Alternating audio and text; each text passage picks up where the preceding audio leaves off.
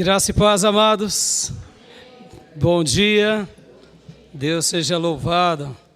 Dou as boas-vindas aos nossos irmãos aqui presentes, aos nossos irmãos nas redes sociais. Que Deus continue nos abençoando grandemente. Amém, meus irmãos?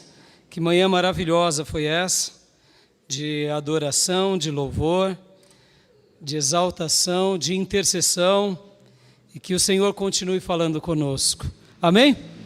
Vamos orar para que Deus agora, por meio da sua palavra, fale aos nossos corações? Você crê que Deus vai falar com você? Você crê? Então, meus irmãos, vamos orar, vamos pedir agora, Deus, fala comigo. Fala ao meu coração, transmita a tua palavra ao profundo do meu ser. Feche os seus olhos onde quer que você esteja, curve a sua cabeça e ore conosco. Senhor, te agradecemos, meu Pai, por esse momento tão sagrado, tão especial, que é o momento em que estaremos entrando na Tua presença, para buscar a Tua face, para engrandecer o Teu nome e, sobretudo, para ouvir do Senhor uma palavra. Fala aos nossos corações. Fala ao mais profundo da nossa alma. Obrigado, Deus, por esse momento que juntos nos reunimos na Tua presença para engrandecer o Teu nome. Como é doce, como é agradável Te glorificar. Entoar a Ti, Senhor, palavras bonitas, palavras de adoração. Ó Deus, muito obrigado. Obrigado porque um dia nós entendemos a preciosidade que é adorar ao Deus único e verdadeiro. E quando nós Te adoramos, Senhor, a Tua palavra se cumpre entre nós, porque sentimos que o Senhor passeia no meio dos louvores. Obrigado também pelas intercessões que foram feitas, pelas nossas crianças, pelo nosso país, pelos nossos irmãos que precisam de uma intervenção. Obrigado, meu Pai, obrigado. Como eu aprendi com o pastor Luiz Henrique no seminário, que o louvor, que as intercessões é aquele período maravilhoso, Senhor, que o Senhor prepara o nosso coração para o grande banquete, que é o momento da Tua palavra. Agora, Pai, eu me coloco diante do Senhor, juntamente com a Tua igreja, e digo, fala conosco, Senhor. Fala conosco, Senhor. Assim como o Senhor falou com os Teus servos no passado, assim como o Senhor tem falado no presente e falará no futuro, atue poderosamente por meio da Tua palavra na nossa vida. É assim que eu oro e intercedo e peço com o coração aberto, escancarado e com o Espírito, ó Deus, pronto para poder dizer, fale por meu intermédio ao Teu povo, fale comigo e fale conosco no nome santo e poderoso de Jesus. Fale com a Tua igreja por meio do Teu Santo Espírito. Derrama do Teu Santo Espírito, ó Deus, sobre todos nós, agora e enquanto estivermos nessa terra, porque, ó Deus, sem Ti nós nada somos, mas contigo faremos proezas. E pedimos agora a Tua bênção, em nome de Jesus. Amém. Amém, meus irmãos? Deus vai falar com você? Então, vamos abrir a boca de Deus, porque a Bíblia fechada é a boca de Deus fechada. A Bíblia aberta é a boca de Deus falando, aberta. Então eu convido o meu irmão a abrir a sua Bíblia em Gênesis, capítulo de número 16.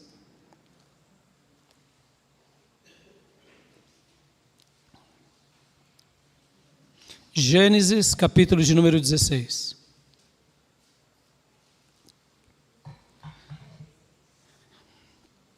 Quero ler aqui um texto com os meus irmãos e hoje refletir sobre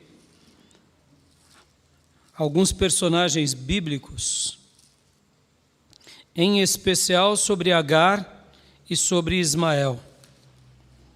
Então, Gênesis capítulo 16, aqui vai contar a história do nascimento de Ismael. Quem foi Ismael? Ismael foi o outro filho de Abraão, nascidos por parte de Agar, que era concubina de Sara, uma escrava egípcia. Então, Abraão tinha saído de Ur dos Caldeus, seguindo uma voz, que é a voz de Deus, até Canaã. Ele chega em Canaã aos 75 anos de idade, e Deus fala para ele que ele teria uma grande descendência, teria filhos, e que a descendência de Abraão encheria toda aquela terra. Mas a esposa de Abraão era estéril. E 10 anos se passam. Guarde esse detalhe. 10 anos se passam. E a promessa não cumpre. Não é assim na nossa vida? Passam-se 5 anos, passam-se 10 anos, e a promessa não cumpre. Mas eu quero te lembrar, quem foi que te prometeu? Você está firmado na promessa de quem? Do homem ou na promessa de Deus? O tempo seu e o meu tempo é relativo. Mas Deus, ele não chega nem atrasado, nem adiantado. Ele chega na hora certa. Mas a promessa não se cumpre muitas vezes, não é assim? A gente fica dizendo isso para nós. Mas pastor, por que não acontece? Porque a minha bênção não chega. E aí você ora, e aí você jejua, e aqui nem os católicos dizem, quanto mais eu rezo, mais me aparece assombração. E você mais busca a Deus e se consagra, e é demônio para cá, chifrudo para lá, gadareno, né? Diante, por trás, em cima, embaixo, e a promessa não vem. Mas eu quero te lembrar, olhe para aquele que te prometeu a promessa. Amém, meus irmãos? Então Abraão e Sara têm uma ideia, principalmente Sara, e Abraão consente. Nesses dias, ainda o nome dele era Abrão, e o nome dela Sarai, ainda nesses dias. Então, eu quero convidar o meu irmão a ler comigo aqui, Gênesis capítulo de número 16. Gênesis capítulo de número 16. Todos acharam? Sarai, mulher de Abraão, não lhes dera nenhum filho. Como tinha uma serva egípcia chamada Agar, disse a Abraão, : Olha só, ela não estava tendo uma ideia errada. A gente não tem filho. Você, Abraão, é muito próspero, é muito rico. Porque, irmãos, quando Abraão já sai de Ur dos Caldeus, ele já era próspero. Depois, ele se torna mais próspero ainda.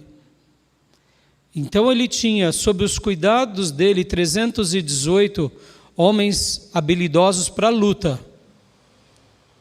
Imagina você ser alguém que tem a sua esposa, tem o seu sobrinho, tem rebanho, gado, ovelha, possivelmente cavalos, camelos, e ali ainda você tem 318 homens que estão prontos para a guerra, fora as mulheres deles, ou seja, era uma nação, já era uma nação, mas essa era a promessa? Ainda não, porque a promessa era você e Sara, ou seja, Sarai, terão filhos e habitarão essa terra. Esses 318, mais as mulheres, mais os filhos, mais o gado, é tudo o que Deus te deu, mas ainda não é a promessa, mas vai ser abençoado com a promessa.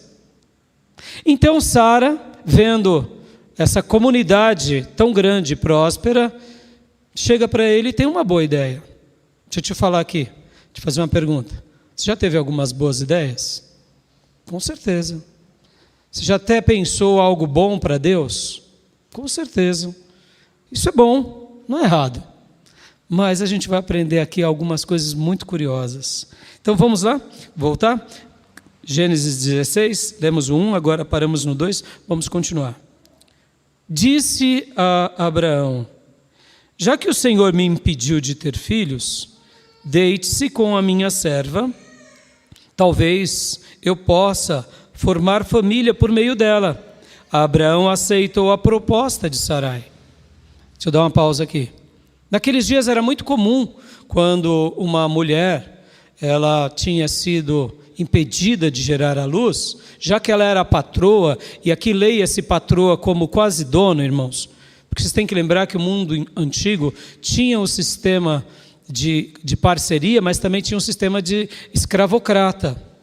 Então, aqui Abraão tinha essa serva que era Agar, que fazia um papel de viver ali debaixo do cuidado deles. E era comum naqueles dias, quando uma matriarca não tinha filhos ou tinha poucos filhos. Vocês têm que lembrar uma coisa, irmãos. Hoje, filho, a gente lembra logo do quê? De despesa, não é assim? Ah, meu Deus do céu. É mais dinheiro que eu tenho que ganhar, é mais escola que eu vou ter que financiar para os meus filhos, é a faculdade, meu Deus do céu, a gente lembra muito de dívida. Mas antigamente, filho não era dívida. Filhos eram herdeiros. Filhos eram soldados. Filhos eram bênção. Por exemplo, uma família que tinha 10 filhos homens, você tinha 10 soldados ao seu dispor. No primeiro momento não crianças, mas depois você tinha 10 soldados. Depois que se casavam e que vinham os netos, você já não tinha mais só 10 soldados, você tinha 50 soldados. Ou seja, você protegia ali, de fato, a sua casa e as suas conquistas, o seu gado. Então, naqueles dias, filhos eram prosperidade. Agora, como podia uma matriarca tão poderosa não ter nenhum filhinho? Nenhum filhinho. E o único mais próximo que estava sendo o sucessor da linha da herança era o Damasceno Eliezer. Ou seja, não era ainda, era um Damasceno. Se Abraão morresse e Sarai morresse, Abraão e Sarai, quem ficaria todas as posses na linha de sucessão era o Damasceno Eliezer. Ou seja, tudo ia ficar para ele. E a promessa? Aí a promessa não ia se cumprir. Mas quem foi que fez a promessa? Foi Deus. Então aguarde. Aguarde, porque Deus cumpre a sua promessa. O tempo é dele. Nós não entendemos porque as coisas acontecem. Mas então aqui ela teve uma boa ideia e ela fez algo que era muito comum naqueles dias. Hipoteticamente, irmãos, uma mulher, quando ela tinha muitas posses, como era o caso de Sarai, tinha um único filho e ela se sentia desprotegida, ela pegava as concubinas e ali ia dando ao marido para que por meio da linhagem do marido nascessem outros filhos com a linhagem sanguínea. Era comum naqueles dias. Eu sei que para nós é muito estranho, e no Novo Testamento isso é uma prática que não é mais usada, mas podem ver, irmãos, hoje nós temos os nossos métodos de fertilização in vitro, fecundação artificial e etc. e tal, que é o quê? É o desejo de ser mãe, é o desejo de ser pai. Quando são as pessoas que são ricas, que têm tantas posses, mas não tem um herdeiro? Vai ficar tudo aquilo para quem? Claro, vai ser destinado para outros parentes, mas é uma ruptura nas suas conquistas. Afinal de contas, a gente conquista para deixar um legado, para deixar uma herança para quem? Para os nossos, não é assim? Então, ela não estava fazendo nenhuma coisa vil, era um costume daqueles dias. E ela teve uma boa ideia. Então, versículo de número 3. Então, Sarai, a mulher de Abraão, tomou Agar, a sua serva egípcia, e deu a Abraão, o seu marido, como mulher. Isso aconteceu quando já fazia 10 anos que Abraão vivia em Canaã. Versículo 4. Ele deitou-se com Agar, e esta engravidou. Quando se viu grávida, começou a olhar com desprezo para sua senhora. Deixa eu dar um ponto aqui. Ela concebe, ela fica grávida. Ela era escrava, que virou concubina Barriga de aluguel, tá, irmãos? Faça essa leitura, tá? Como barriga de aluguel. Não pensem de forma vil, não. Muitas vezes numa família, a mulher tem problemas que não pode ter o filho, a irmã é a barriga que vai gerar o filho, não por meio de um ato sexual ilícito, mas inseminação artificial. Poxa vida, ter um filho, está tudo ali na família, a irmã vai ser a pessoa que vai agraciar. Então, só que olha que interessante, aqui a barriga de aluguel, agora de escrava e serve concubina. Você, velhinha Sarai, pozinho da rabiola. Até porque aqui a esterilidade ela era vista entre os hebreus como uma maldição. Não poder gerar filho era ser tolhida, impedida de gerar herança para o marido. A mulher tinha esse preconceito e havia uma cobrança também. Você não pode gerar filho, você nasceu para isso. Então você é amaldiçoada. Havia essa questão social e esse, quase que um karma entre eles. Então agora a egípcia Agar começa a fazer o quê? Começa a dar desprezo a Sarai. Agar, faz o meu almoço. Não quero. Não vou. Estou cansada. Mas Agar, você é minha serva. Estou passando mal porque eu estou carregando o bebê de Abraão. Tenho que cuidar do herdeiro. Aqui as rixas de mulher. Provocações de mulher. E aqui o texto está dizendo que ela agiu de uma forma indecorosa. Ela age com desprezo, ela age com desdém. Porque agora ela está na vantagem. Ela está na vantagem. Como somos tolos quando achamos que estamos na vantagem, não é verdade? Abraão respondeu a Sarai. Versículo 5. Então Sarai disse a Abraão: a culpa do meu sofrimento é sua. Coloquei a minha serva aos seus braços e agora que se vê grávida, ela me olha com desprezo. Que o Senhor julgue entre mim e você. Mais um ponto aqui. Alguém tem que levar a culpa, irmãos. É a síndrome do jardim do Éden. Adão, quem pecou? Foi Eva. Eva, quem pecou? Foi a serpente. Serpente, quem pecou? Aí não tinha para quem transferir. Pode ver, a culpa é sua. Porque você foi gerar. Olha aí, agora ela está me desprezando. Ou seja, olha aí, olha a confusão. Lembra que eu tinha perguntado se você já teve alguma boa ideia? Se você já tentou ajudar alguém, ou quem sabe até mesmo a Deus? A gente vai falar um pouco sobre essa ajudinha de Sarai e essa ajudinha de Abrão. Porque aqui agora está tendo atrito. A serva saiu do seu papel de serva. A concubina deixou de ser concubina. Passou agora a tratar a senhora com desprezo. E agora a senhora desprezada vai para o marido e fala: é você o culpado. Quem mandou? Quem mandou ser, né? Quem mandou foi ela mesma. Ora, né? E aí continuando. Versículo 6. Abraão respondeu a Sarai: veja, a sua serva está nas suas mãos, faça com ela o que for bom aos seus olhos. Sarai oprimiu tanto Agar que esta fugiu de sua senhora. Abraão aqui ficou vendido, irmãos. Existem coisas na nossa vida que são terríveis, e uma delas é a gente ficar vendido. Aqui ele ficou vendido. O que ele ia fazer? Não tinha o que fazer. Você me pediu para deitar com ela, eu deitei, agora a culpa é minha, o que eu vou fazer? Você é a primeira dama, eu sou o líder de todos, então agora resolve. E ela, como mulher que tinha sido desprezada, que tinha sido humilhada, fez o quê? A mesma moeda com juros e correção. O que ela fez? Ela foi maltrata, ela oprime Aí eu pergunto, estava certa dela fazer isso? Não. Porque indiferente de qualquer coisa, agora ela era uma serva, e como serva você teria que cuidar. E como concubina, mais ainda. E como alguém que deu essa ideia, mais ainda. Mas é aquilo, irmãos, é a natureza humana. Talvez você esteja dizendo, mas pastor, aqui não é o pai da fé? É.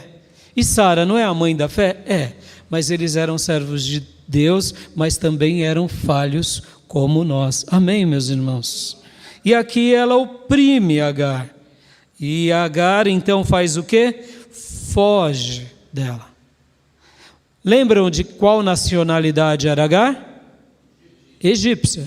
E ela vai para onde? Ela vai querer voltar para sua casa. Irmãos, o deserto é muito grande entre o sul de Judá e o Egito. Tem que passar ali pelas cordilheiras do Sinai. Ou seja, geralmente são dias a pé, com uma temperatura alta durante o dia, quase zero durante as noites, ventos, animais perigosos, cobra, escorpiões, ou seja, chacais, grávida. Mas ela não estava aguentando, ela estava desesperada. Estava desesperada porque agora Sarai tinha humilhado ela, Sarai tinha oprimido ela. Sarai tinha feito algo com ela que a deixou totalmente desesperada. E ela então foge. Versículo 7. O anjo do Senhor, aleluia. O anjo do Senhor encontrou Agar perto de uma fonte no deserto, que fica no caminho de Sur, e perguntou-lhe: Agar, serva de Sarai, de onde você vem? Para onde vai? Ela respondeu: estou fugindo de Sarai, a minha senhora. Então o anjo do Senhor lhe disse: volte à sua senhora e submeta-se à autoridade dela. O anjo do Senhor também disse: multiplicarei tanto a sua descendência que esta não poderá ser contada. O anjo do Senhor ainda lhe disse: você está grávida e terá um filho, ao qual dará o nome de Ismael, porque o Senhor ouviu na sua opressão. Ele será como um jumento selvagem, a sua mão será contra todos, e a mão de todos contra ele. E ele viverá em hostilidade contra todos os seus irmãos. Este foi o nome que ela deu ao Senhor que lhe havia falado: tu és o Deus que me vê. Pois disso, teria eu visto aquele que me vê? Por isso, o poço que fica entre Cádiz e Bered foi chamado Beer-Lahai-Roi. Assim Agar teve um filho de Abrão, e este lhe deu o nome de Ismael. Abrão tinha 86 anos de idade quando Agar lhe deu Ismael. Aleluias. O título da minha mensagem é esse. Seriam as palavras pelas quais Agar cria aquele memorial. Aonde? No deserto, no poço. Beer-Lahai-Roi. Porque a tradução dessa palavra seria aquele que vive e me vê diante do poço. Então o título da minha mensagem, eu quero tirar o poço e quero aqui colocar as demais palavras, que é aquele que vive e me vê. Aquele que vive e me vê. Quantos são os momentos da nossa vida, irmãos, que a gente está vivendo, eu diria, situações muito parecidas, em que nós estamos desesperados, numa imensa provação, sendo maus tratados, e nós não sabemos como agir ou o que fazer, e a nossa vontade é fugir para qualquer lugar, menos ficar onde a gente está sofrendo. Ou seja, esse lugar que é um lugar da nossa aflição, faz com que a gente queira fugir da situação, fugir da dor, fugir do problema. Mas eu quero te dizer que Deus, mesmo quando vê isso no nosso coração, Ele tem algo especial para nós. Porque Ele não é como nós. Ele não é como nós. Nós somos falhos, nós somos limitados, que mal conseguimos resolver alguns problemas, mas Deus não é como nós somos. Deus é diferente de nós. E notem que esse texto que a gente acabou de ler é uma história em que o texto sagrado está apontando agora não para Abraão e nem para Sara, ou Abrão e Sarai, mas para uma egípcia, que é Agar, e para o fruto do ventre de Agar, que é Ismael. E quem é que vai ao encontro dela no dia de crise e de dor? O anjo do Senhor. Eu quero te dizer, meu irmão, que em nome de Jesus, que as tuas crises, que as tuas lutas, que as tuas adversidades serão contempladas por aquele que vive e te vê. E o anjo do Senhor irá ao teu encontro em momentos assim também. Essa é a história de Agar, uma egípcia, uma serva, uma pessoa comum, que vivia debaixo de alguém muito especial, que vivia debaixo de promessa. No entanto, ela era importante também. Porque vocês têm que lembrar que a promessa de Abraão é: você será bênção para muitas ou todas as nações da terra. Aleluia! Ele foi o pai da bênção, no sentido humano aqui. Ele foi o abençoador, o canal que Deus abriu. Mas todos aqueles que estivessem com ele seriam abençoados. Aleluia, isso é maravilhoso. Eu quero que você hoje, dê espaço no teu coração, porque eu não sei quais são os seus dilemas, eu não sei quais são as suas dores, quais são as suas crises. E eu sei que nas nossas crises nós muitas vezes não conseguimos uma resposta. Sejamos honestos. Quantas são as crises que nós sofremos por preocupação, por ansiedade, por focos excessivos nas crises? Um grande psicanalista brasileiro, Cury, ele fala uma coisa linda, que muitas vezes no problema a gente cria um hiperfoco. E o hiperfoco, Augusto Cury, no problema também é um grande problema. Porque a gente potencializa aquele problema. Eu sei. E essa é a história da nossa vida, irmãos. Quando vem alguma dificuldade naquela área que a gente não suporta, a gente literalmente quer jogar a toalha, quer sair correndo. É verdade. Quando alguém está de fora e olha, fala: deixa disso, irmão. É tão pequenininho. É pequenininho porque ele não está passando. Ou porque talvez não é a aprovação dele ou dela. Porque todos nós temos os nossos calcanhares de Aquiles. Todos nós. O que fere uma pessoa não é igual ao que fere outra. O que escraviza uma pessoa não é igual ao que escraviza outra.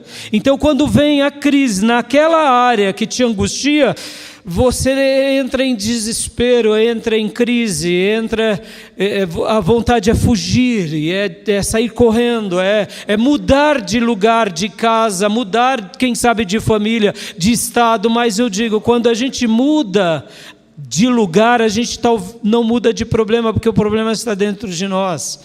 E Deus aqui está nos ensinando com essa egípcia, que nas crises, quando a gente clama a Ele, o anjo do Senhor vem até nós, se revela até nós, e tem uma resposta na nossa crise.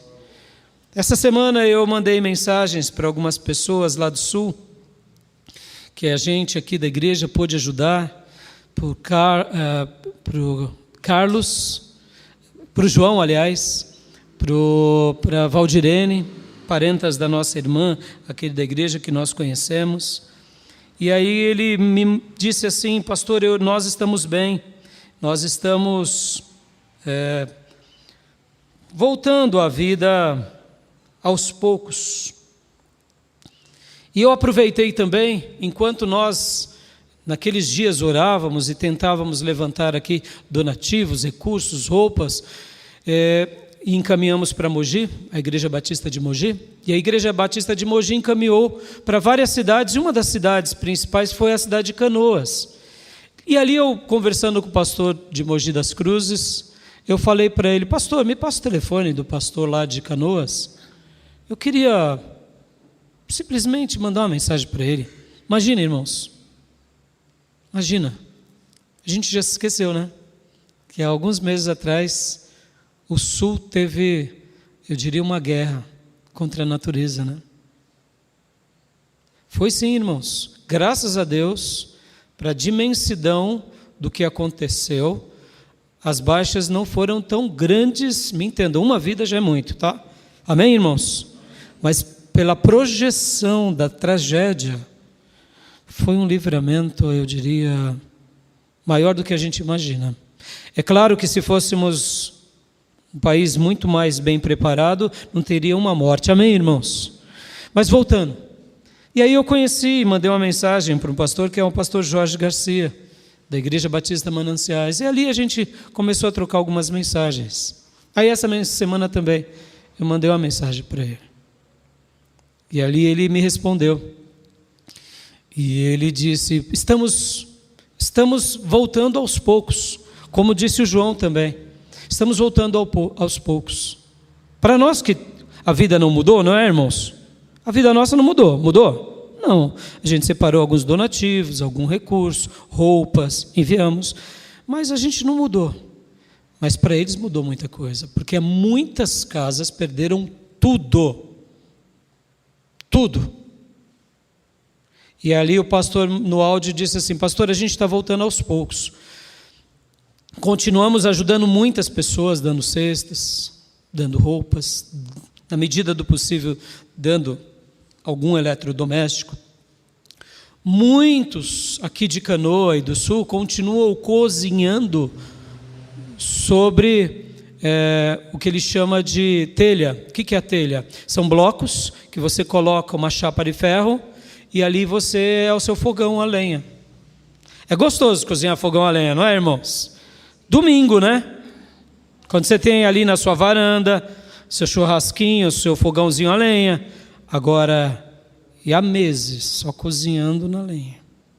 Cheiro da lenha, dificuldade da lenha. Meus irmãos, eu não entendo porque Deus nos permite passar algo assim. Mas eu não tenho dúvida que o Senhor é aquele que vive e que vê. E que continua existindo e contemplando os nossos compatriotas do Sul. Amém, meus irmãos? Mas o pastor Jorge, no seu áudio, ele me dizia que algo lindo tem acontecido. As pessoas ficaram muito mais sensíveis. Os cristãos generosos e os não cristãos abertos a receberem ajudas. E muitas pessoas se achegaram a Cristo. E inclusive para esses dias vai ter um batismo lá na Igreja Batista Mananciais de Canoas. Eu louvei a Deus. Por que eu estou falando isso, meus irmãos? No momento de dor, no momento de crise, o que nós pensamos, como nós agimos, o que vem no nosso coração? Nosso coração vem o quê? Desespero, vem vontade de sair correndo, vontade de mudar. Mas eu te digo, meus irmãos, o que nós precisamos mudar muitas vezes é a nossa mentalidade. Então, em primeiro lugar, eu quero falar aqui com vocês um pouco sobre Abraão e Sara. Nesse texto aqui ainda, Abrão e Sarai. Porque, num primeiro momento, o que eles fizeram? Eles tentaram ajudar a Deus. Ou como eu disse, dar uma ajudinha a Deus. E aí eu te pergunto, Deus recebe as nossas ajudinhas? Deus gosta das nossas ajudinhas? Ou Deus despreza as nossas ajudinhas? É consenso nosso dizer que Deus despreza, mas eu posso dizer que não, Deus não é como nós, irmãos. Deus ele ainda é bondoso, Ele é misericordioso. Porque Ele poderia ter permitido com que Agar não tivesse filho, concorda? Ou quem sabe, ter tido ali, quem sabe logo no início, um aborto prematuro, como acontece com muitas mulheres logo nos primeiros dias.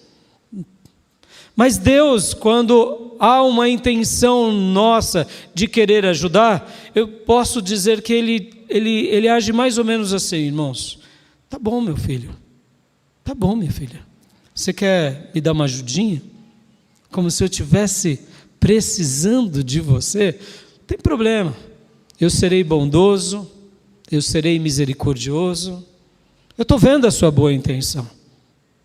Sabe aquela frase que de boas intenções o inferno está lotado, está cheio? É até um exagero, viu, irmãos? A gente tem que ter boa intenção. Mas tem hora que a gente está querendo ter boa intenção com as pessoas erradas. E nesse caso aqui, é com quem? É com a grande pessoa errada, porque é Deus. O Senhor de contrapartida, como eu disse, Abraão e Sara quiseram dar uma ajudinha, mas o Senhor de contrapartida não despreza as nossas ajudas. Deus não despreza, mas guarde isso. Deus trabalha apenas em cima das suas promessas. Ele não trabalha em cima das nossas ajudas. Guarde isso. Você está lutando aí para que a tua bênção chegue, mas você está dando uma ajudinha a Deus? Esquece, filho. Esquece, filha. Deus vai olhar para você com misericórdia, com ternura, com doçura, porque Ele é Deus. Se eu presentei uma pessoa que amo, mesmo que aquele presente não goste, a pessoa recebe, quanto mais Deus. Mesmo que sejam boas intenções, Deus vai olhar. Só que guarde isso no teu coração, meu irmão. Não foi porque demos uma ajudinha a Deus ou tivemos uma boa intenção que vai ser acionado da parte do Senhor a promessa dEle, o agir dEle, porque Deus trabalhará apenas em cima da sua promessa. E a promessa de Deus é: você, Abraão, e você, Sara, terão descendentes. Posso ouvir glórias a Deus? E esse é um texto que nos ensina muito, irmãos, mas muito, porque a gente está falando do pai da fé. Vem cá, minha irmã, quantas vezes você tentou ganhar seu marido na unha? É ajudinha ou não é? Vem cá, mãe, quantas vezes você tentou trazer teus filhos para a igreja puxado nas orelhas? Vem cá, meu irmão, quantas vezes você quis a prosperidade se dedicando, trabalhando que nem louco, mas se esqueceu do básico? Qual é o básico? Deus disse que abriria portas e janelas do céu se você fosse fiel. Faça o básico, meu irmão, é o básico. Deus não atua nas nossas ajudinhas, por mais lindas que sejam, ou por mais que eu valorize o meu irmão ou a minha irmã. Deus trabalha em cima da sua promessa, em cima da sua promessa. E agora Sarai e Abrão tentaram dar uma ajudinha e a empregadinha começou a dar agulhada na patroa. E aí Abraão deu um jeito, resolve. E aí ela resolveu do jeito dela, né? Esmagando Agar na unha, dia a dia, pagando mal com mal. Ou seja, percebam, meus irmãos, olha, não é o retrato da nossa vida, meus irmãos. Deu algo errado, agora eu me levanto contra. Deu algo errado, agora eu dei uma ajudinha, Deus não fez, ainda a gente quer dar um jeito para a resposta que Deus não está fazendo. Ou seja, a gente se suja, se lambuza, pisa na jaca. Não é assim, irmãos? Essa é uma história pelo qual a gente tem que se lembrar que se Deus não prometeu, não queira algo. Se Deus prometeu, aguarde. E aqui, deixa eu até antecipar, não vai dar tempo de falarmos, mas lá em Gênesis capítulo de número 21, versículo de número 8, fala algo interessantíssimo. Abra comigo rapidinho. O menino cresceu e foi desmamado no dia em que O menino cresceu e foi desmamado. Aqui passam-se mais, ele estava com 80 anos, passam-se mais 20, não, ele estava com 86 anos, passam-se mais 14 anos agora. Ou seja, Ismael já era um adolescente, 14 anos. E então vem a promessa de Deus a quem? A Abraão, e agora aqui já é Abraão, e agora aqui já é Sara. Deus já tinha mudado o nome dos dois, mas 14 anos se passaram, e agora nasce quem? Ismael. E esse menino agora que, aliás, nasce quem? Isaac. E Isaac cresce, olha só, o texto diz, 21:8, o menino cresceu e foi desmamado. O que era o desmamar para o judeu? Por volta de 4 anos, 3 anos, porque naqueles dias era diferente dos nossos dias. Então possivelmente agora que Ismael já devia ter ali os 17, 16 anos, ou seja, no dia em que o menino cresceu e foi desmamado, no dia em que Isaac foi desmamado, Abraão deu uma grande festa, ou seja, já é uma criancinha, já está desmamada, já está correndo, já está se divertindo, já sabe pegar comida. O desmamar para o judeu dá aquela ideia, você vai entender muito bem. Uma criança de 1 ano ainda totalmente dependente dos pais? Sim ou não? 1 ano e meio? 2 anos? Sim. Mas agora ela já sabe pegar uma fruta, já sabe gritar por socorro, não é assim? Então percebam, o desmamar para o judeu é mais ou menos essa... Já está correndo, já sabe falar, já sabe gritar, já sabe pedir socorro. Então aqui Abraão fez uma festa. Por quê? Porque agora, lembra que eu disse, ajudinha para Deus? Agora aqui Abraão aprendeu, não foi? Mas Abraão não tinha transferido o problema? Tinha. Qual que foi o problema que ele tinha transferido? Sara, se vira com Agar. E ali Agar deu jeito dela. Mas agora passam-se 15, 16 anos. Nasce o filho da promessa.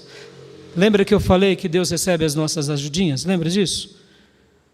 Mas não quer dizer que Ele vai compactuar com as nossas ajudinhas.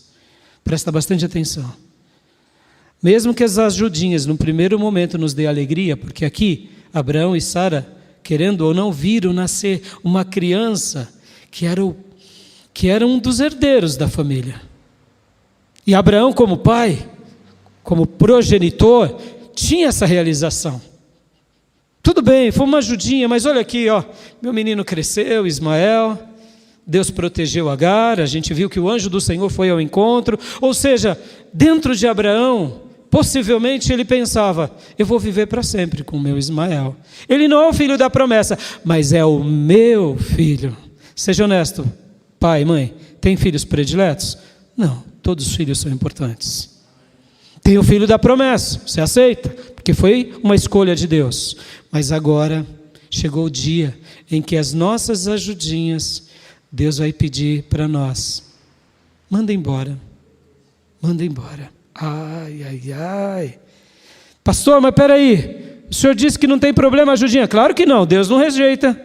Se você quiser mudar de igreja, porque você quer mudar de igreja, pode mudar. Deus vai falar, filho, muda. Você não quer enterrar o seu dom, porque você não quer mais trabalhar? Deus não vai falar para você, não, meu servo, sem você exercitar os seus dons, eu não faço a minha obra na terra. Deus não vai fazer isso. Se você quiser entrar num relacionamento que Deus não concorda, Deus, e você está ali, Senhor, eu amo, eu quero, e Deus está falando, filho, não é isso, filha, não é isso, Senhor, eu vou fazer a tua vontade. Deus está falando, você quer me dar uma ajudinha? Tá bom, mas um dia vem um acerto de conta das ajudinhas, e aqui foi o acerto de contas de Abraão. Versículo 9 de Gênesis 21. Sara, porém, viu que o filho de Agar, a egípcia, dera a Abraão e estava rindo de Isaque, estava humilhando Isaque. Ah, mas não era o irmão? Era, não era para cuidar bem? Era, mas é aquilo, é o ser humano. Atrito na família. Lembra que Agar já era rebelde? Agar tinha perdido aquele posicionamento com Sara? Vem cá, meu irmão. Uma mãe rebelde gera o quê? Um filho dócil ou um filho... Há um provérbio antigo que fala que os nossos filhos, muitas vezes, são nós pintado e esculpido. cuspido, não é? Essa é a frase clássica, tá, meus irmãos? Mas a frase popular, me permitam aqui, ela é chula, mas a gente já aprendeu assim: o filho do fulano é a mãe cagada e cuspido, ou é o pai cagado e cuspido. Mas a palavra clássica, da onde deriva essa frase, é pintado e esculpido. Agora Agar não era rebelde? Agar não era fugitiva? Inclusive o nome Agar é fugitiva. Pois é, agora ela cria o quê? Um filho o quê? É rebelde. E esse filho, ao invés de cuidar do irmão, cuidar junto com o pai e com a madrasta, porque afinal de contas era a senhora, não, agora começa a ver que está desmamado e começa a humilhá-lo, começa a provocá-lo, começa a zombá-lo. E aí a mãe Sara, que está vendo essa situação, mais uma vez fica dividida. Se lá no passado já estava, aí imagina agora. Ela teve que conviver, porque o anjo tinha dito algo. O anjo tinha dito algo e Agar voltou. Então agora, olha só o que diz o versículo de número 10. E disse a Abraão: livre-se daquela escrava e do seu filho, porque ela jamais será herdeira com o meu filho Isaque. Isso perturbou demais Abraão, pois envolvia um filho seu. Uma coisa é falar: esposa, se vira com esse problema. E outra coisa é a esposa falar: manda embora. Não vou mandar embora. Não vou. Mas lembra que eu disse, irmãos, que ela tentou dar uma ajudinha? Foi ou não foi? Foi. Aí quando a gente tenta dar uma ajudinha, o papai fala assim: tá bom, meu filho. Só que um dia, quando eu falar novamente com você, faça o que eu te mandar. Mas Senhor, talvez nós poderíamos dizer, Abraão aprendeu a amar. E, tudo bem, Deus está dizendo: eu sei que você está amando. Mas ele não é o filho da promessa, ele é o filho da ajudinha. E tem uma hora que a gente vai precisar ser liberto daquelas ajudinhas. Porque lembra que eu disse que Deus não trabalha por meio das nossas ajudinhas. Deus trabalha por meio da sua promessa. Aleluias. Pastor, mas Abraão estava contrariado. Qualquer um de nós ficaríamos.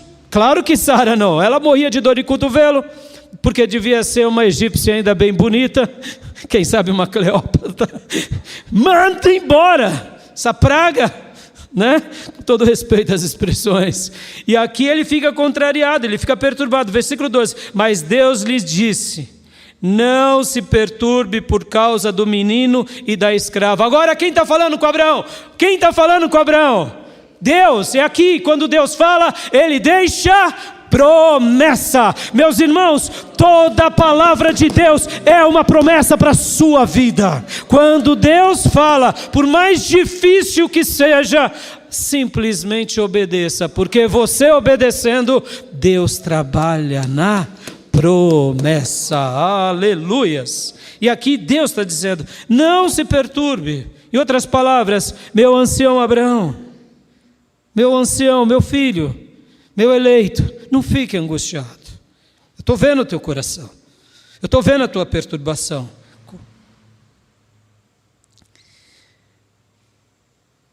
Atenda a tudo que Sara lhe pedir. Ai, pastor, agora foi demais. Mas ela não pegava na unha Agar? Pegava. Ela não queria, mas Deus não tratou com Agar? Tratou, porque quando o anjo do Senhor apareceu para Agar, Agar teve que engolir a seco. Abraão creu na intervenção de Deus e Sara ficou quieta, porque vai lutar agora contra o anjo. Uma coisa é a culpa do marido, agora é a culpa do anjo. Ela vivia debaixo de promessa. Meu irmão, não é assim na nossa vida? Quantas são as vezes que a gente está tentando fazer as coisas? Agora passaram-se 15, 16, 17 anos. Mas agora Deus está trabalhando com quem agora? Com Abraão. Durante esses anos Deus trabalhou com Sara. Agora Deus estava trabalhando com Abraão. Guarde isso, meus irmãos. Esse ponto é tão importante. Quando a gente tenta dar uma ajudinha para Deus, Deus não vai trabalhar pela nossa ajudinha. Deus vai falar: tá bom, meu servo. Tá bom, minha filha. Tudo bem, eu sou misericordioso. Eu não vou te mandar um raio. Eu não vou soltar um capeta. Mas não é o que eu quero. O que eu quero é que você esteja na minha promessa. E agora Deus vai tratar em Abraão. Olha só que palavra dura. A primeira frase foi doce, não fique perturbado. Mas a segunda frase foi difícil. Atenda a tudo que Sara lhe pedir, porque será por meio de Isaque e da sua descendência há de ser considerada. Mas também do filho da escrava farei um povo, pois ele é seu descendente. Oh Deus! Como que é, Senhor? Ouça a mulher e pode liberar. Pode liberar. Mas, Senhor, é meu filho. Abraão, quando você tenta me dar uma ajudinha, chega a hora que eu vou te pedir, escolhe. Irmãos, quantas são as pessoas nos nossos dias que estão perdidos dentro da igreja? Está dentro da igreja não diz muita coisa, meu irmão. O que diz tudo é a gente estar na promessa. Mais uma vez, Abraão aqui, homem de fé, faz o que Deus disse. Mulher, o que é para fazer? Mandar embora? Tá bom, vou mandar embora. Lembra que eu tinha dito? Que ele era rico, próspero. Naqueles dias, há 15, 16 anos atrás, ele tinha 318 soldados. Possivelmente, aqui já era, ele era um semi-beduíno, um semi-nômade. Abraão já vivia quase como uma cidade-estado aqui. Todos que estavam debaixo dele eram a nação dele aqui. Então percebam, passaram-se 17 anos, fazendo uma conta por baixo, já devia ter muito mais gente, muito mais pessoas. Porque esses pais e esses soldados continuaram tendo seus filhos, e outros filhos que há 17 anos atrás eram adolescentes, agora já eram soldados. Então pensem, e agora ele tinha tudo isso, e o que ele faz? Ele age por fé. Ele fala para a mulher, eu quero acreditar que ela simplesmente disse, não, chegou a hora deles irem embora. Porque deu para ver que aqui estava tendo atrito entre eles. Eu quero acreditar, meus irmãos, que esses atritos aqui poderiam ter sido evitados se Agar e se Ismael tivessem uma outra natureza, mas tem vezes que aquilo são naturezas que são antagônicas, então saber perder também é ganhar. E agora aqui Abraão está cortando o cordão umbilical dele. E aí o que ele faz? Olha só que interessante. 14. Na manhã seguinte Abraão pegou alguns pães e uma vasilha de couro cheia d'água, entregou-a a Agar e, tendo-os colocados nos ombros dela, despediu-a com o menino. Ela se pôs a caminho e ficou vagando pelo deserto de Berseba. Oh, meu pai, vamos lá. Abraão não podia ter mandado muitos homens com eles. Abraão não podia ter mandado uma escolta. Abraão não podia ter mandado cavalos. Abraão entregou nas mãos daquele que cuida da nossa vida. Não leiam como um desprezo, leiam como um ato de fé, porque lá atrás ele tentou dar uma ajudinha, mas agora ele entrega nas mãos do Altíssimo, porque Deus é aquele que vive e que nos vê. Aleluias! Abraão sabia que Ismael também era uma bênção, como o povo árabe que vem da linhagem de Ismael é uma bênção, irmãos. A gente só olha assim, mas os israelitas e os árabes são inimigos mortais. Não, meus irmãos, eles são irmãos na sua essência. Só para quebrar qualquer tensão, hoje eles brigam, mas em alguns momentos eles viveram em paz. E aliás, a tribo do norte e a tribo do sul brigaram também. Ou seja, entre o próprio povo judeu eles se guerreavam e se matavam também. Então essa ideia que hoje a gente vive, não coloque ela como uma resposta para toda a história. Aqui Deus estava criando duas nações de Abraão. Para quê? Para abençoar muitos povos. Nós sabemos do benefício do povo árabe, por exemplo, na astronomia, na matemática. É um povo abençoado porque eles também são filhos de Abraão. Amém, meus irmãos? Agora, mas presta atenção aqui, meus irmãos. Agora, nesse exato momento, Abraão está fazendo o quê? Está entregando nas mãos de Deus. Porque Deus é aquele que vive e que nos vê. Ó, meu irmão, e o que Abraão fez? Ele entregou. Ele entregou porque lá atrás ele tentou ajudar.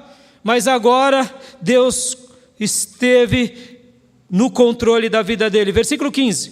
Quando acabou a água da vasilha, ela deixou o menino debaixo de um arbusto e foi sentar-se perto dali, à distância de um tiro de flecha, porque pensou, não posso ver o menino morrer.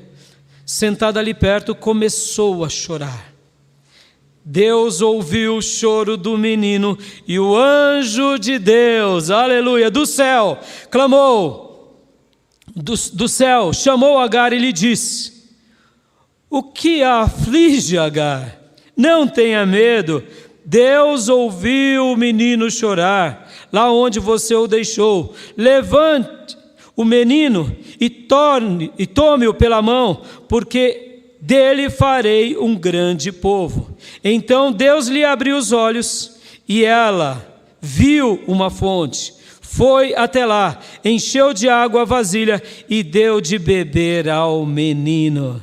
Deus estava com o menino. Ele cresceu, viveu no deserto e tornou-se flecheiro. Vivia no deserto de Parã. Sua mãe conseguiu uma mulher da terra do Egito. Posso ouvir glórias a Deus, meus irmãos? Mais uma vez ela está onde, meus irmãos? Mais uma vez, fugindo, agora indo embora, mas no deserto. E ela chora como mãe, e Deus contempla o menino, porque ele era um prometido de Deus também. E agora os olhos dela são abertos, e o que ela vê perto deles? O que? Uma fonte de água. Segundo lugar, meus irmãos, segundo lugar, Agar deixou sua posição de concubina e serva, mas o Senhor, guarde isso, mas o Senhor jamais deixou a sua posição de Deus e de soberano. Aleluias! Agar se desfigurou. Ela quis dar de ombro para a chefa. Ela quis humilhar a líder dela e o líder. Mas depois ela aprendeu lá na frente. E ela sai. Pode ver que aqui ela não reclama. Ela vai. Porque ela sentiu que realmente tinha alguma coisa. No passado ela tinha deixado de ser serva. Tinha deixado do seu papel. Guarde isso, meus irmãos. Não saia do seu papel, viu? Homem, seja homem de verdade. Seja o líder da sua casa, sacerdote da sua casa. Não seja machista, não.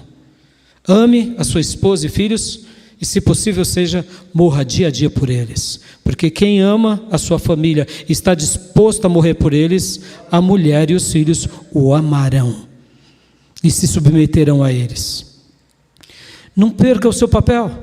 Você que é empregado, não queira ser chefe e mandar no seu chefe. Você é empregado agora, um dia quem sabe você vai ser chefe, um dia você vai ser dono. Na igreja a mesma coisa, papéis, irmãos. Filhos, obedeçam aos pais. Pais, amem os seus filhos. Obreiros, sejam submissos ao vosso pastor. Igrejas, sejam submissos ao vosso pastor e aos vossos líderes. É assim, meu irmão. É submissão, não é subserviência. É um desejo amável de estar sobre o outro, porque o outro me ama, logo eu o obedeço. Agar deixou a sua posição de serva, mas Deus não perdeu a sua posição de Deus, porque Ele é aquele que nos vê, mas Ele é aquele que também vive. Terceiro lugar, em nossas fugas, em nossas ajudinhas a Deus, em nosso desespero, saiba disso, Deus sempre tem um endereço maravilhoso para nós. Qual foi o endereço que Deus tratou com Agar nas duas vezes aqui? E com Ismael no ventre? Aonde foi? No bairro chamado deserto. Não é assim? É o endereço. Seu sofrimento tem te levado para o deserto. Tua angústia tem te levado para o deserto. Tua dor tem te levado para o deserto. Os teus maus tratamentos têm te levado para o deserto. As tuas provações têm te levado para o deserto. Dê glórias a Deus, meu irmão, porque esse é o lugar que Deus vai trabalhar na sua vida.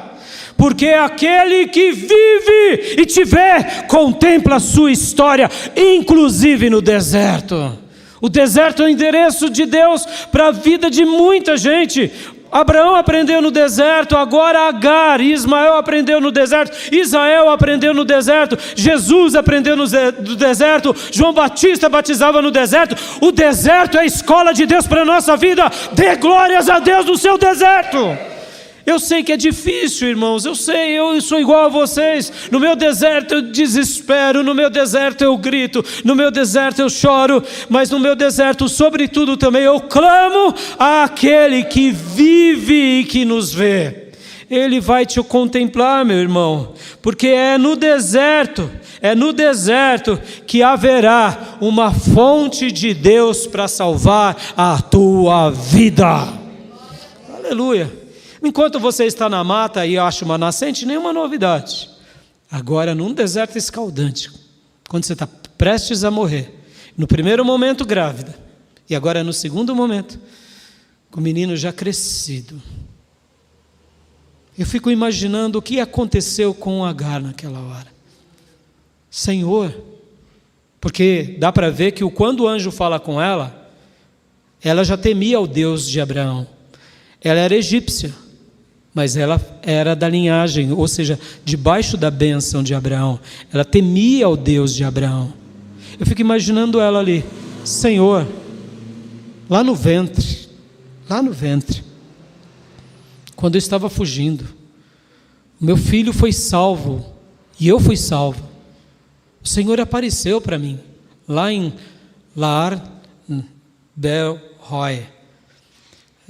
Se não me engano é isso mesmo? Não, isso. Qual que é o nome mesmo? Ler Berroi. Então, agora, eu fiz tudo o que o Senhor queria. Eu cumpri a tua vontade, eu estabeleci o teu querer. Senhor, o que está acontecendo comigo, Senhor? O que está acontecendo comigo? Por que agora o meu menino vai morrer aqui? Berlairoi, né? Senhor, o Senhor me deu uma ordem para eu voltar para a casa da minha senhora, porque não foi isso que o anjo disse?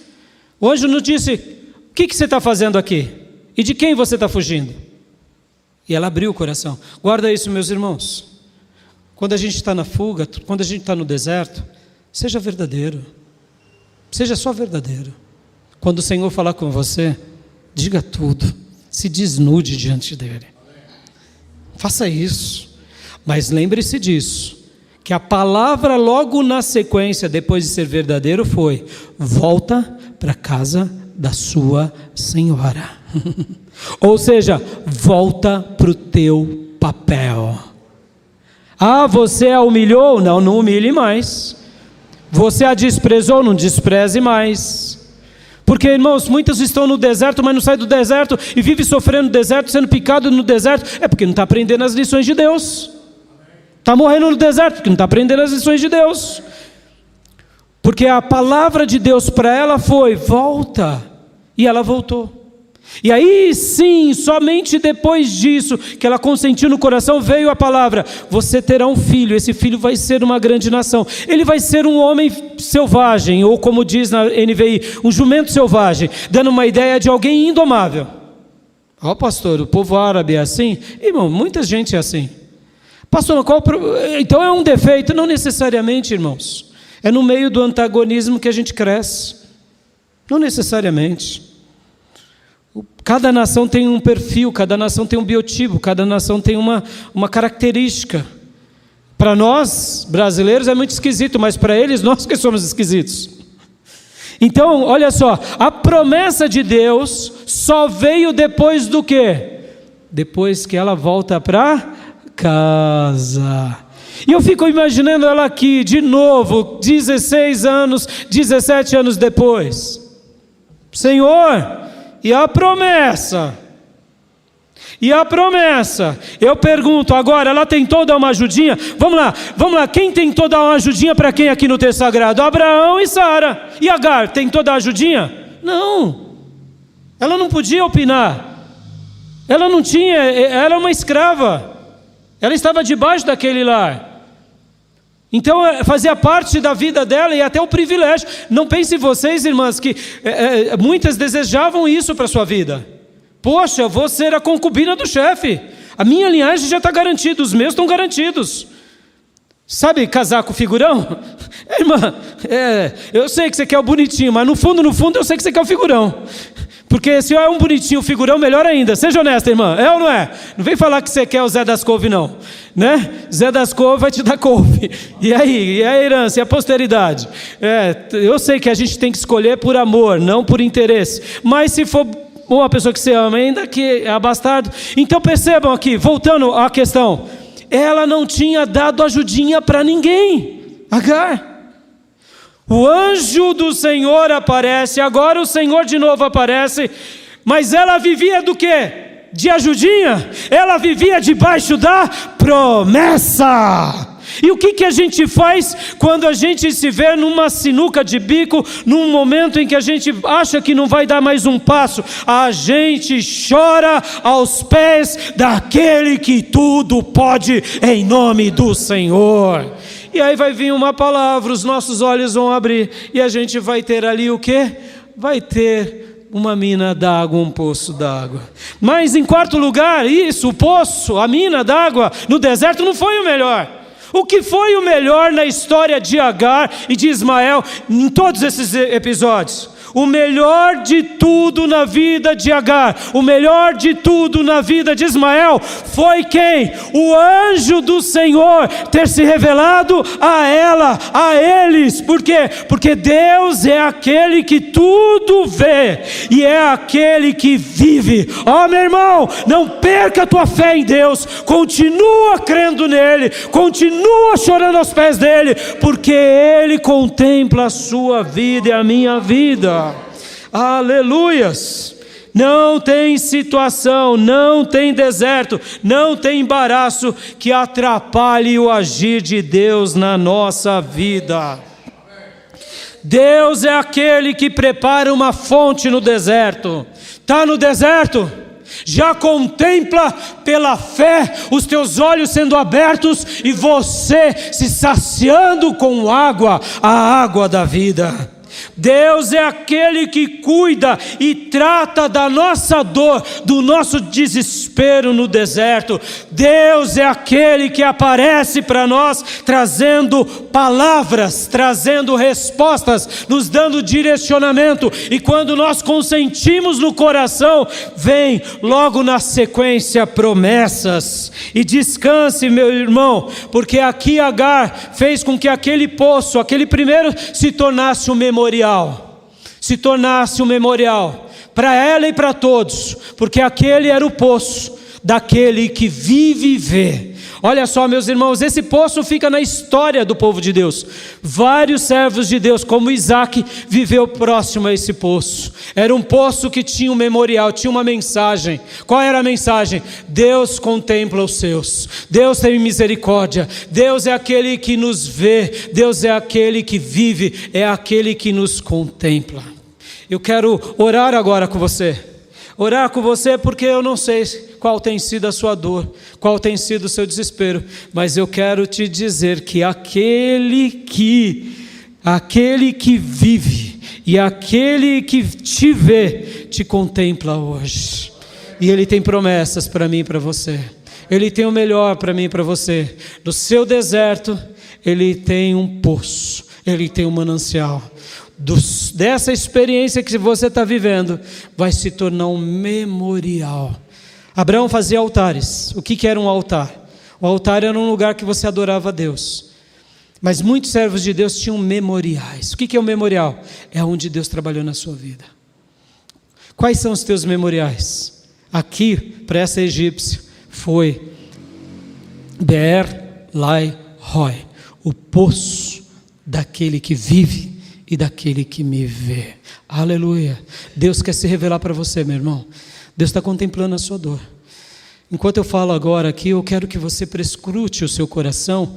Quais têm sido as suas dores? Quais têm sido as suas angústias?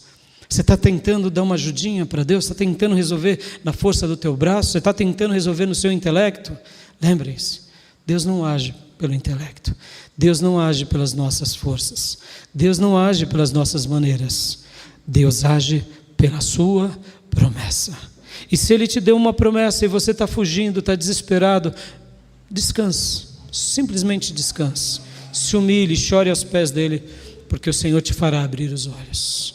E você contemplará os livramentos, e verá a bênção, e se alegrará porque aquele que vive e aquele que te vê não desistiu da sua vida em nome de Jesus. Sua casa importa para Deus, suas dores importam para Deus, suas tribulações importam para Deus, sua fraqueza importa para Deus. Se você escolheu errado, como foi Abrão e Sarai, Deus está tendo misericórdia de você. E Deus vai te dar maturidade, como deu a Sara, como deu a Abraão. E na hora que Ele falar, pode se despedir. Ou seja, volta a fazer aquilo que eu queria que você fizesse. Você vai ter força para vencer. Por quê? Porque o Senhor está trabalhando na sua vida. Quero orar por vocês, meus irmãos. Vai colocando diante de Deus todas as suas dores, todos os seus desprezos, todas as suas provocações, todas as suas angústias, quem sabe fugas, solidões. Deus está contemplando a tua aflição. Ele não desistiu de nós, Ele não desistiu de você.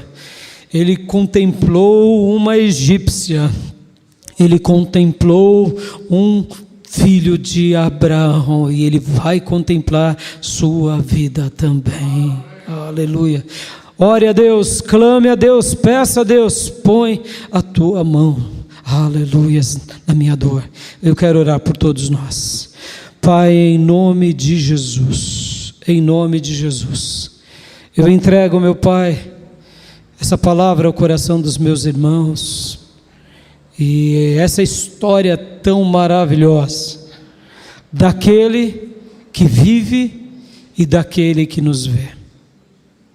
Ó Deus bendito, ó Deus amado, eu apresento agora os meus irmãos, eu apresento agora as minhas irmãs, e peço, ó Deus, continue trabalhando na vida deles. Continue falando ao coração dos teus filhos, continue falando ao coração dos teus servos. E, ó Deus, continue abençoando a vida de cada filho teu.